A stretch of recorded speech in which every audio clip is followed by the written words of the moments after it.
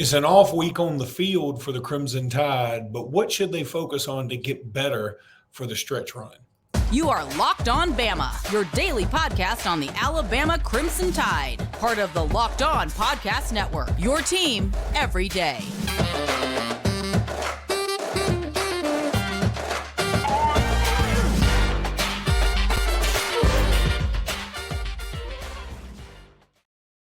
Hey, everybody, and welcome back in to Locked On Bama. Luke Robinson, that's me, Jimmy Stein, that's him. This episode is brought to you by PrizePicks. Thanks for making us your first listen every single day. Jimmy, it's an off week for Alabama. So, I mean, it's kind of weird not getting ready for a team. But we will, be spending a lot of time next week on the LSU Tigers. So what do you think Alabama needs to focus on this week? And is it only recruiting? No, I would focus on expanding the playbook. I felt we did some more fun things this past weekend. The outside runs, the jet sweeps to Kendrick Law. I thought McClellan ran outside a little more, that we got a little more aggressive with those Milroe QB runs.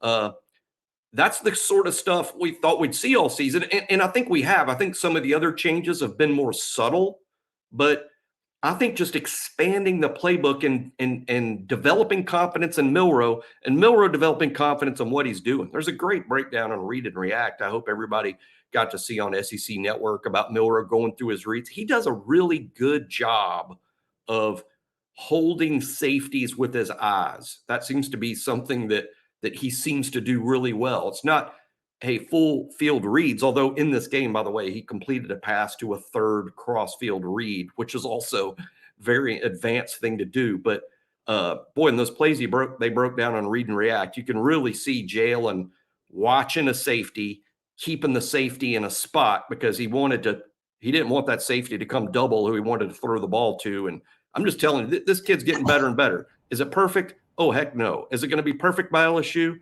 No. Is it going to be perfect by Georgia if Georgia's the thing? No. But he's getting good. He is getting good. What is it going to take? Because I'm a victim of this too. Every time Tua or Mac Jones or Bryce Young threw the ball, I only thought good thoughts. I only thought good things are going to happen. Every time Jalen Hurts or Jalen Milroe has thrown the ball, I've always thought, oh, God, please don't be picked. And it's not fair. It's not right. I'm not saying this is a good thing. I'm just saying when do we quit thinking that way? And I say we because I know I'm not the only one that thinks that. I know I'm not. No, of course you're not. Of course you're not. I think I guess it's because for now, I bet you don't feel about Hurts that way today. When you watch him play with the Eagles, every time he goes back to pass, you think they're about to make a big play. I think right now, confidence in Milroe is growing, but is no more than an inch thick. I think people realize, his first half, he wasn't very good. We've seen stretches of him not play well this year. There's been too many turnovers, too many negative plays, him holding on the ball too long. I think he repeats errors until finally he doesn't. I think all that stuff. But I went back and looked just today on BOL, real interesting post. Someone else inspired it. So often, I read something, I'm like, hey, I'm going to look into this. Jalen Milroe's year 3 numbers, and I'm talking about numbers all the way across: attempts, completions, yards per attempt, interceptions, TDs. Every single number except rushing yards is better than Jaden Daniels in his year 3. When you look back, okay, what about Jaden Daniels, who may win the Heisman? What does his year 3 look like compared to Milroe's year 3? Milroe's is better across the board, except for rushing yards. But going into his year 3, Luke, Jaden Daniels had 15 starts under his belt. Milroe had 1. So in other words, watch Jaden Daniels play and know this is probably where Milroe is headed. He just won't get there. It took Jaden Daniels year 5, but here we are in year 5, and Jaden Daniels, in my opinion, is probably the best collegiate quarterback in the country. Yeah, I think there's certainly an argument for that. You and I just got a text from a listener that says, I think this is sort of off topic, but what do you think the over under is going to be for Alabama LSU? I mean, Mm. 52, High, high, 55? high for Alabama.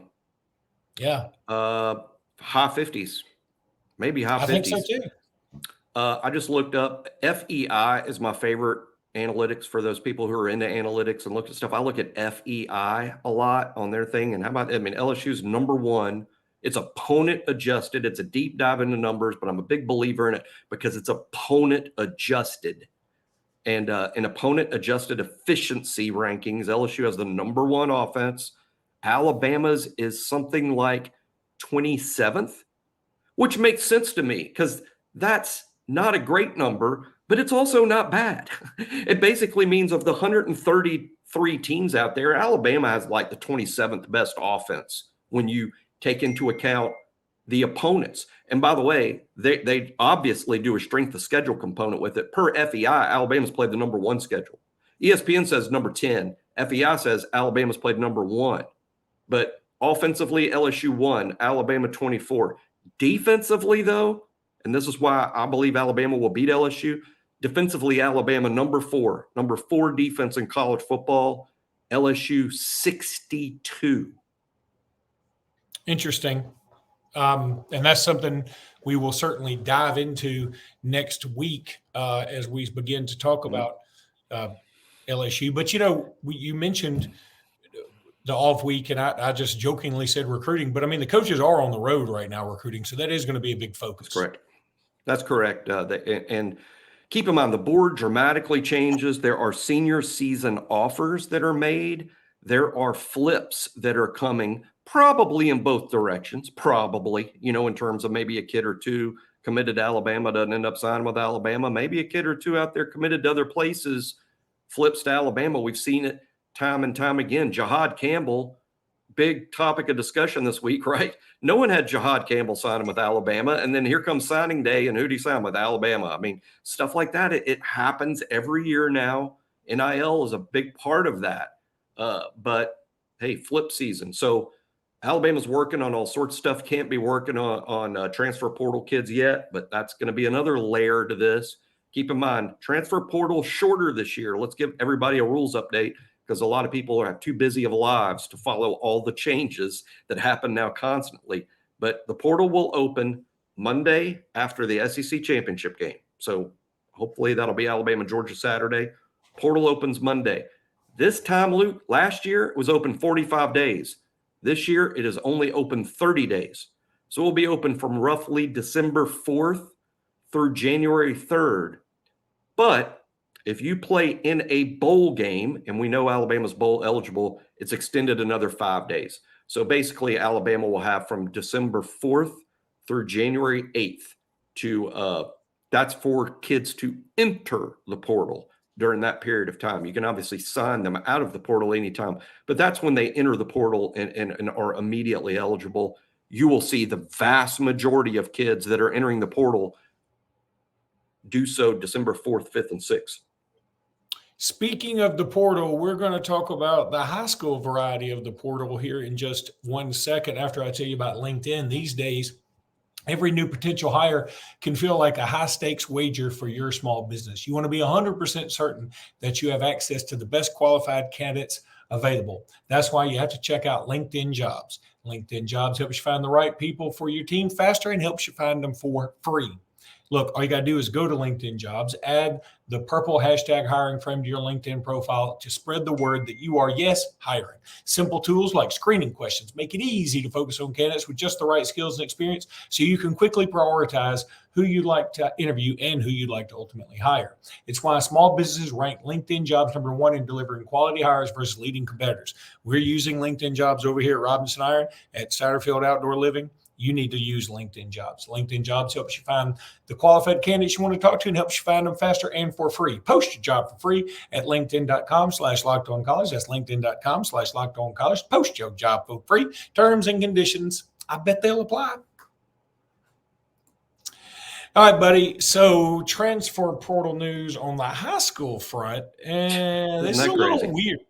Yep. One of the top players in the country for 2025 is a kid named Jared Smith. He's at Spain Park. For those who don't know, Spain Park in Birmingham, split away from Hoover many, many moons ago. And he is transferring to Thompson. Okay, that's not super strange. It is strange that he's doing it like this past weekend. He played for Spain Park last Friday, and now he gets to play for Thompson against Hoover this coming Friday. I don't understand it, Jimmy. I'm with the AHSA radio network, love the AHSA. Think for the most part, they do a wonderful job. Yes, every now and again, they have some NCAA moments like the notorious Buffalo Wild Wings gift card incident that happened recently. People may not know what I'm talking about. Google it. It'll sort of make you scratch your head. But what I don't understand is this, and the coach for Spain Park, Coach Vakakis, I think is how you say that. He was the coach at Jackson Olin, and I believe Jared Smith was at Jackson Olin, then transferred to Spain Park. I believe that's the case.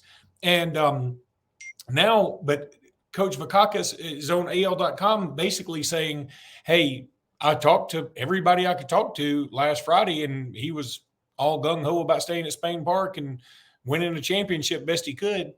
And he said, then Sunday, everything changed, and now he's at Thompson. I'm not throwing the kid under the bus. I'm not throwing the kid's family under the bus. I'm not throwing Spain Park or Thompson or anybody under the bus because Coach Vakakis also, I hope I'm saying that right, maybe Vakakis, I don't know.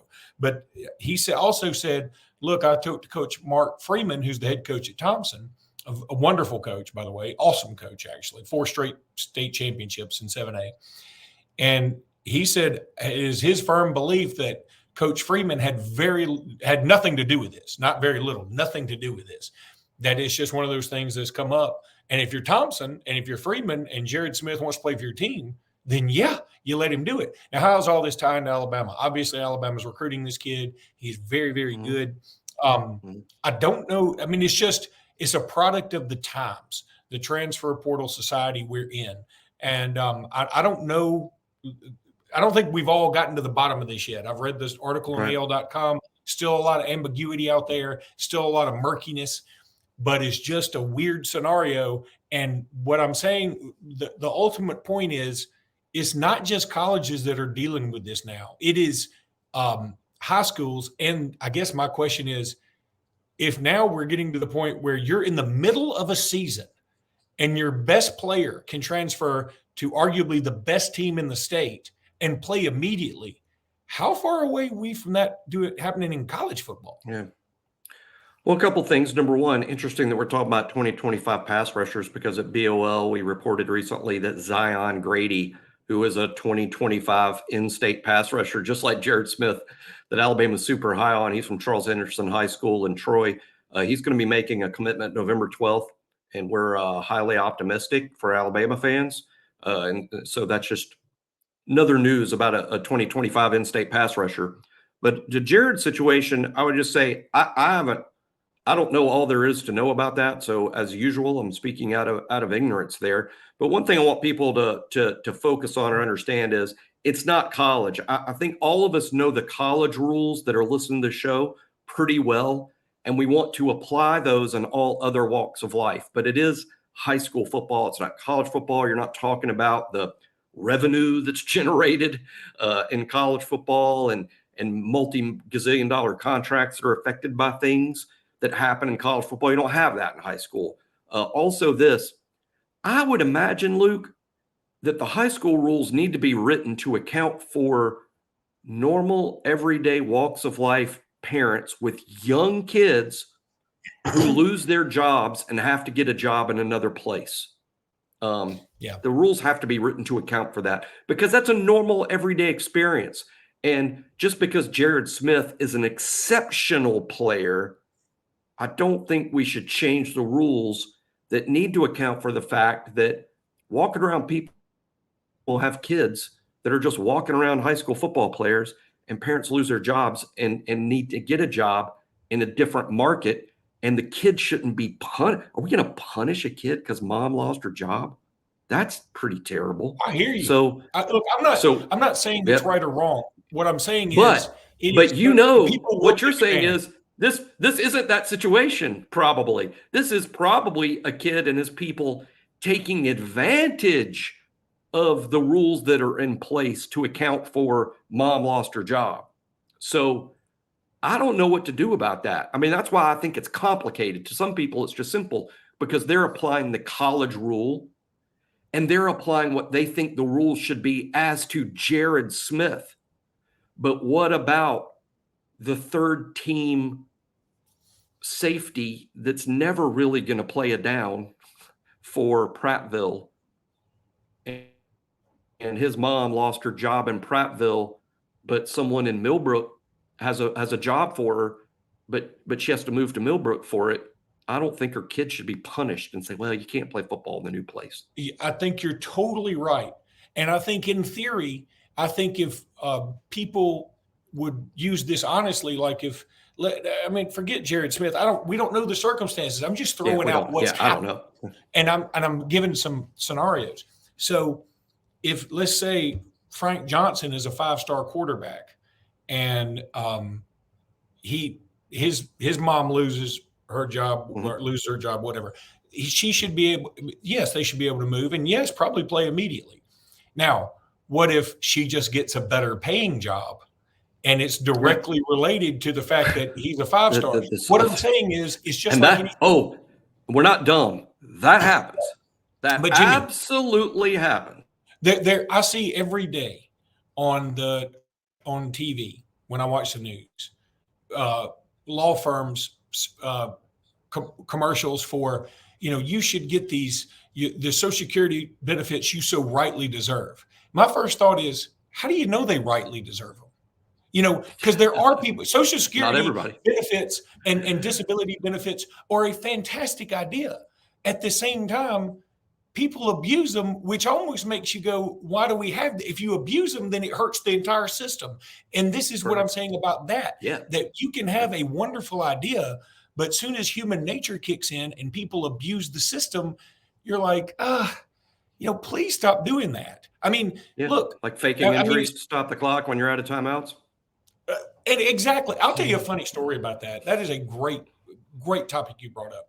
By the way, do you remember how Auburn fans used to complain about people doing that to them? And then there was a video, Auburn against Arkansas, where they did the exact same thing. It looked like he was shot by a sniper in the upper deck, and he just falls down.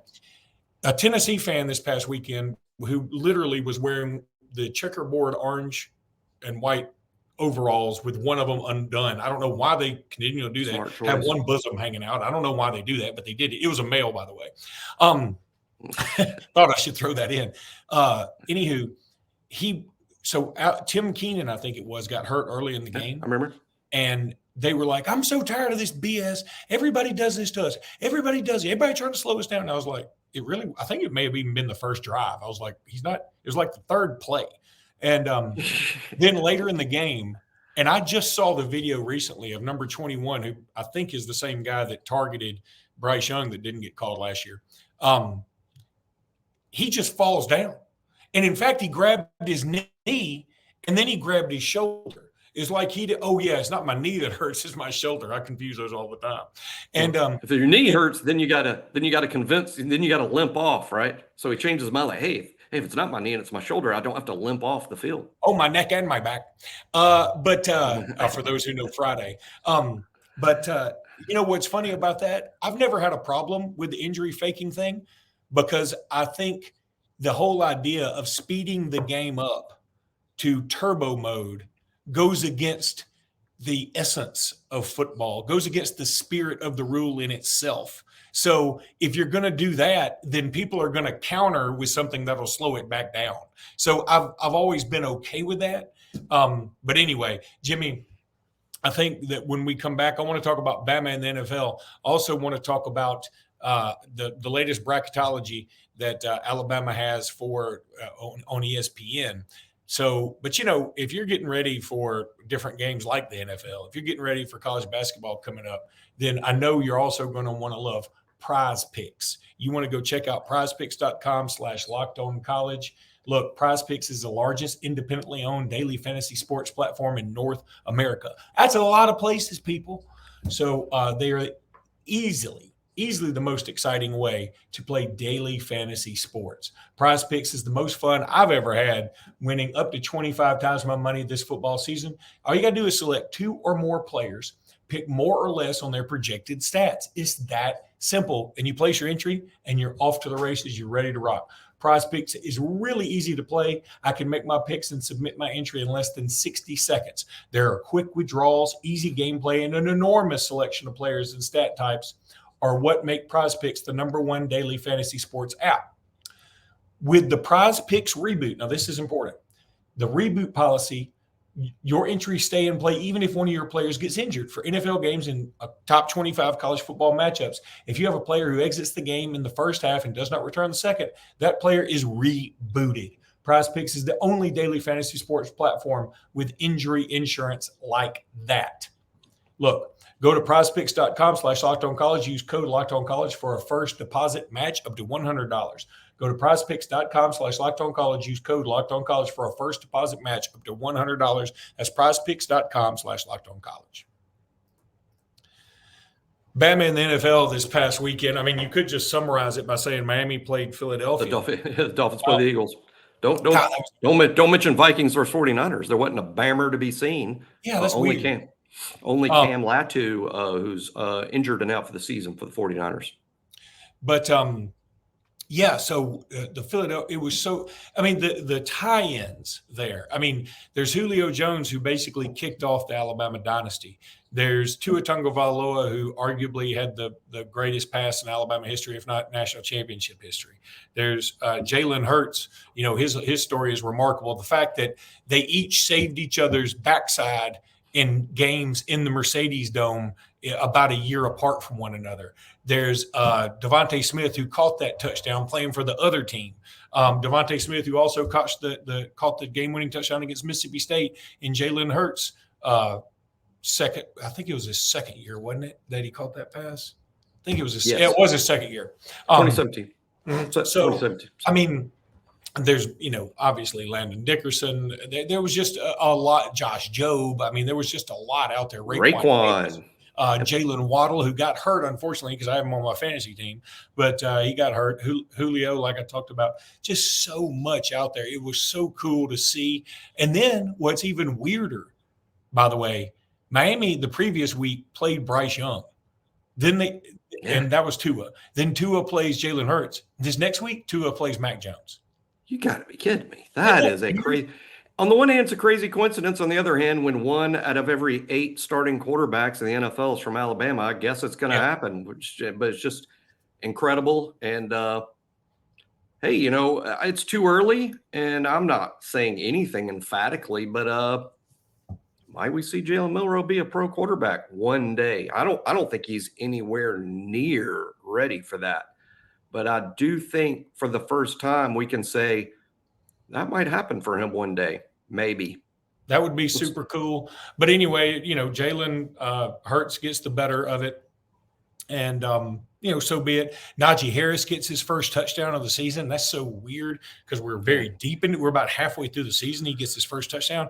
But, Pittsburgh does.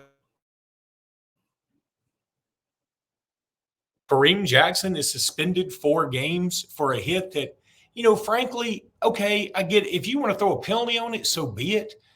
And maybe they're suspending him 4 games because he's sort of been down this road before. Like, he's been known to have these big hits.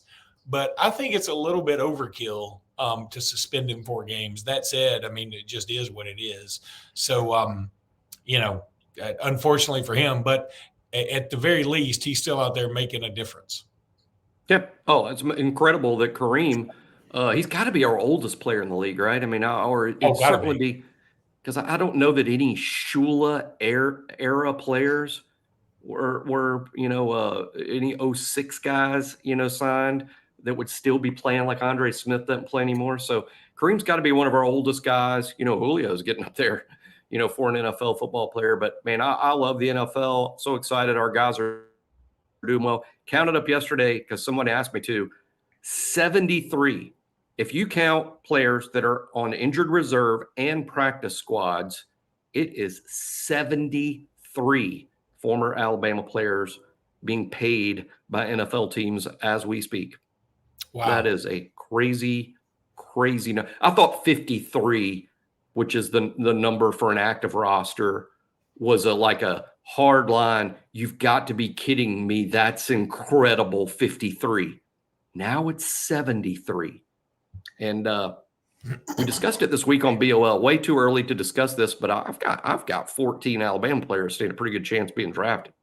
And I was being a little conservative. Also should be noted, Mac Jones, who we talked about a second ago, he leads a comeback against Buffalo. A wonderful job by him. I mean, he gets so much heck. And it's so funny because there were some Patriots fan apparently that were saying, oh, man, he wins the game, so it's going to cost us a shot at Caleb Williams. Have y'all seen Caleb Williams at USC play against good competition? He's a very good quarterback. He deserved the Heisman, blah, blah, blah. He can't beat Utah. What makes you think he can beat Buffalo? And Caleb Williams, hey, and this stat means that anybody can pick and cherry pick stats to prove someone's good or bad. But I'll just throw this out there. Caleb Williams has thrown more interceptions than Jalen Milroe. That's a good point. All right, that's going to do it for today's podcast, Jimmy. We'll be back tomorrow with more. Until then, roll tide, everybody. Oh, wait a minute. Hold it. Wait, let's stay. I said I'm not going to mention it much. We're just going to say Alabama was picked 4th in bracketology in the latest ESPN bracketology, a 4 seed. 4 seed. So, yeah, we'll take it. Ooh, you get a 1 seed in the Sweet 16. Yikes. Oh, yikes. I dig it, man. I dig it. Give it to me. All right. And we lost to a 28 seed last time, so in the Sweet 16. All right, roll tide, everybody. Roll tide.